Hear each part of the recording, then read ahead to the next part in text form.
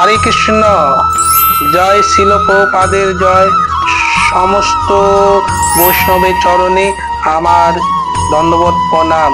তো আজকে আমরা গুরুত্বপূর্ণ বিষয় নিয়ে আলোচনা করব, যেখানে আমরা যে এই জড় জগতে বেশিরভাগ মানুষ হচ্ছে ভ্রমণ করছে, যারা ভগবানকে ভুলে আছে, যারা প্রকৃতপক্ষে জড় জগৎকে ভোগ করার প্রয়াসী হচ্ছে, সেই সকল ব্যক্তি যারা ভগবানের চরণে ঠাঁই নেয় না, সেই রকম 4 রকম ব্যক্তি যারা ভগবানকে জানতে পারে না, তারা কৃষ্ণ ভক্তি অনুশীলন করেন না।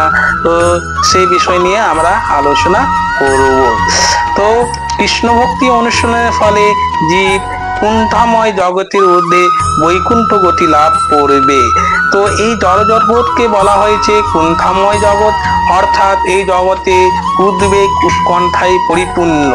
তো বহু জন্মের পর কোন জ্ঞানবান ব্যক্তি ভগবানের ভক্ত হয়, সেই রকম অনেক স্বীকৃতি অর্জন করার পর বহু জন্মে তো পরবর্তীতে এই মানুষ শরীর লাভ করে তারা ভগবানের চরণে নিজেকে শরণাগতি লাভ করে।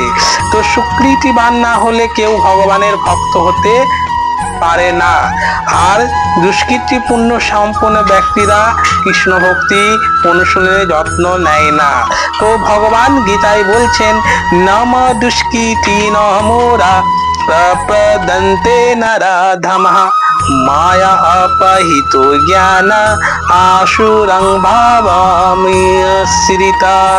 দুষ্কৃতি সম্পন্ন ব্যক্তিরা মূঢ়, নরাধম, মায়ার দ্বারা অপহিত জ্ঞান এবং অসুর ভাবাপন্ন।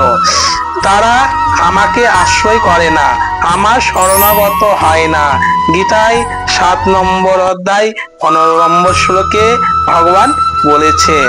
দুষ্কৃতি কৃতি বা পণ্ডিত হলো দুষ্ট, পণ্ডিত অভিমানী এরকম নিজেকে তারা মনে করে। এই ধরনের ব্যক্তি শ্রীকৃষ্ণ অনুশীলন করেন না। শ্রীকৃষ্ণ বলছেন এই রকম 4 রকম দুষ্কৃতিকারী সম্পূর্ণ ব্যক্তি হয়। প্রথম মূঢ়, যারা পশুর মতন কার্যকলাপ করেন, পশুর মতন কর্মপরায়ণ হয়, তারা হচ্ছে সব সময় কর্ম করেন আর শুধুমাত্র এই জড় দেহটার উপরে নিবেশ করে। তারা ভগবানকে ভুলে থাকে। মূঢ় ব্যক্তি ভগবানকে ভুলে থাকে। তারা অসৎ সঙ্গ করে, তারা এই জড় জগতে কর্মটাকে তাদের নিজের কর্ম বলে স্বীকার করে। তারা মনে করে এই জগতে থাকতে হলে আমাদেরকে খাটতে হবে, আমাদের কর্ম করতে হবে, আর কর্ম করে জীবিকা নির্বাহ করতে হবে। তারা জানে না যে ভগবান যিনি হচ্ছেন এই জগতের মালিক, যিনি আমাদেরকে সবকিছু প্রদান করছেন, সেই ভগবানকে তারা ভুলে থাকে মূঢ় ব্যক্তি। 2 নরাধম, অর্থাৎ যিনি মানুষ শরীর লাভ করেছেন কিন্তু মানুষ শরীর লাভ করো নর শরীর পেয়েও অধমের মতন তারা আচরণ করেন। এরা উচ্চকুলে জন্ম নিলেও কৃষ্ণ ভক্তি তারা করেন না।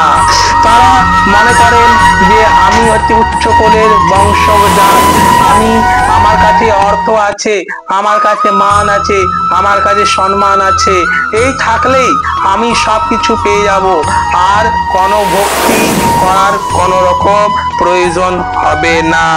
তারা সব সময় অসৎ সঙ্গ করে থাকে, অসৎ ভাষা আদি বলেন।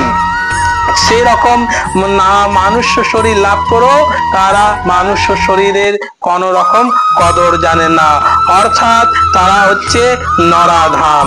3 মায়া অপহিত জ্ঞান, যাদের মায়ার দ্বারা এই জ্ঞান অপহিত হয়ে থাকে, এরা নিজেকে হচ্ছে খুব মনে করে যে আমি পণ্ডিত, আমি জ্ঞানী, আমি ব্যারিস্টার, আমি উকিল, আমি ডাক্তার, বিভিন্ন রকম তারা মনে করে।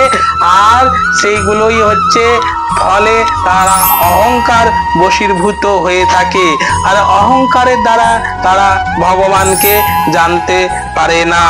তাহলে যিনি মায়ার দ্বারা এদের মগজে অসংখ্য কুটিল যুক্তি উদ্ভাসিত হয়।